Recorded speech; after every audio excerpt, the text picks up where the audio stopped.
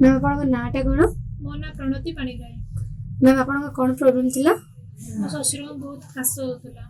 केबेटू ma'am? 6 मास सब खास होता, बहुत खास कफ भी बाहर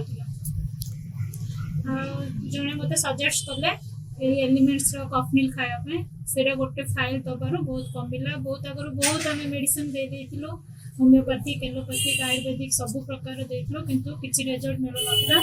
यार गोटे फाइल दबा पर आम बहुत भल रिजल्ट आसला। आ बहुत भल अच्छा 2-3 मास है।